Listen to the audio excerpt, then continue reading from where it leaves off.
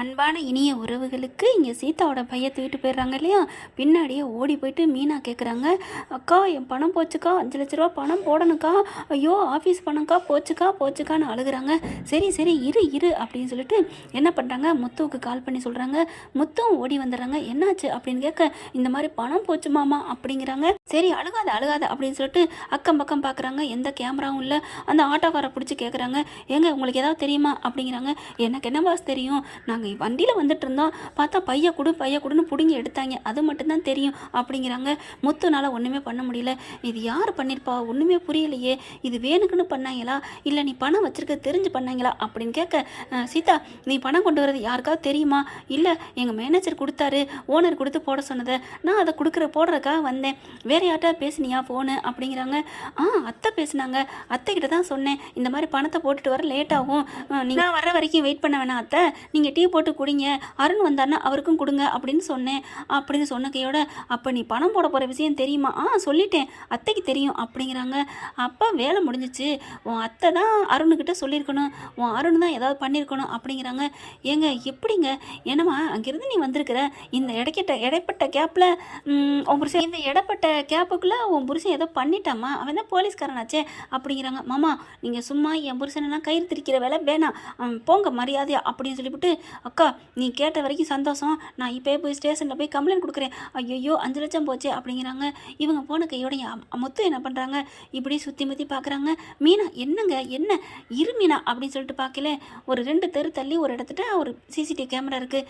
மீனா வா அப்படிங்கிறாங்க. ஏங்க அங்கே திருடிட்டு ஒன்றுக்கும் இங்கே எங்கே தேடுறீங்க, என்ன மீனா இந்த இதில் திருடின இடத்துல இந்த பக்கத்தானே ஓடினேன்னு சொன்னேன். ஆமாம், அப்போ ஓடினவங்க யாருன்னு கண்டுபிடிக்கணும்ல, அதனால் அங்கே போய் பார்ப்போம் வா அப்படின்னு சொல்லிட்டு போகிறாங்க. கரெக்டாக போனால் அதாங்க கெட்ட நேரம்னு சொல்கிறது. அங்கே பார்த்தீங்கன்னா அங்கே போயிட்டு அந்த கடையில் கேட்குறாங்க, சிசிடிவி கேமரா வேணும் சார் ப்ளீஸ் சார், இந்த மாதிரி 5 லட்ச ரூபா பணத்தை திருடிட்டு இது வழியாக ஓடிட்டாங்க சார் அப்படிங்கிறாங்க. அவர் கொஞ்சம் நல்லவராக இருக்கார், அதனால் கேமரா எடுத்து போட்டு பார்க்குறாங்க. பார்த்தா ஓடி வந்தவங்க அந்த ஒரு மரத்தடியில் அப்படியே நிற்கிறாங்க. இவங்க தான் அப்படின்னு சொல்லிட்டு மீனா பார்க்குறாங்க. கண்டிப்பாக இவங்க எல்லாத்தையும் இருக்கணும் அப்படிங்கிறாங்க. ஏன்னா கையில் பையோட போகிறாங்கல்ல, சீதா சொன்னால அந்த பையன்னு, அதோ அந்த கலர் தான் அந்த பை தான் அப்படிங்கிறாங்க. கரெக்டாக பார்க்குறாங்க. எங்கே நின்றுட்டுருக்காங்க, யாரை பார்க்குறாங்கன்னு பார்த்தா அந்த பக்கத்துலேருந்து நம்ம தலைவர் வராரு, அருண் தாங்க. அருண்கிட்ட கொண்டே அந்த பணத்தை கொடுக்குறாங்க. அண்ணே நாங்கள் கடத்திட்டோம், கவலைப்படாதீங்க அப்படின்னு சொல்லிட்டு இந்தாங்க அந்த பணம் அப்படின்னு கொடுக்குறாங்க. அதுலேருந்து ஆளுக்கு ஒரு கட்டை உரிய கொடுக்குறான். என்ஜாய் பண்ணுங்க அப்படின்னு சொல்லிட்டு அப்படியே அந்த பணத்தை பார்க்குறாரு. டே முத்து நல்ல பேரை எடுக்க பார்க்குறேன், யாருக்கிட்ட என்கிட்ட உன் வேலை பாச்சா பழிக்காதடா அப்படின்னு சொல்லிட்டு கிளம்பிட்டு நல்ல பிள்ளை மாதிரி சீதா அப்படின்னு சொல்லிட்டு வேகமாக கால் பண்ணுறான். சீதா என்னம்மா பண்ணுறா அப்படின்னு கேட்டுட்டு ஒன்றும் தெரியாத மாதிரி நடிக்க அப்படியே எல்லாத்தையும் எடுத்துக்கிறாங்க. அதை அப்படியே பதிஞ்சுக்கிறாங்க. நேராக சீதாவை தேடி போகிறாங்க. சீதா பார்த்தீங்கன்னா ரொம்ப அழுதுட்டு சோகத்தில் இருக்காங்க. சீதா கொஞ்சம் வெளியே வா அப்படிங்கிறாங்க.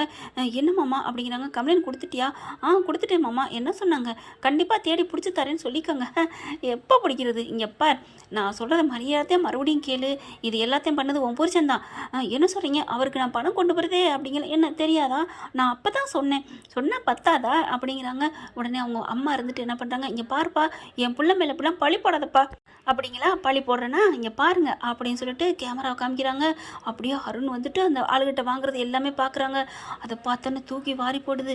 அத்தை என்ன அத்தை இப்படி உங்கள் பிள்ளை பண்ணியிருக்காரு, ச்சே என்ன மனசு ஜென்மம் அப்படின்னு சொல்லிட்டு, இனிமேல் ஒரு நிமிஷம் கூட இங்கே இருக்க மாட்டோம், நாங்கள் கிளம்புறோம் அப்படின்னு சொல்லிட்டு பெட்டி படிக்க கட்டிட்டு வீட்டுக்கே கிளம்புறாங்க. என்ன ஃப்ரெண்ட் இப்படி தான் போகலாம், பார்க்கலாம் என்ன நடக்க போகுதுன்னு. இந்த பற்றி உங்களுக்கு பிடிச்சிருந்துச்சுன்னா உங்கள் பொண்ணான கையில் லைக்கை போட்டு சப்ஸ்கிரைப் பண்ணிடுங்க. Thank you friends.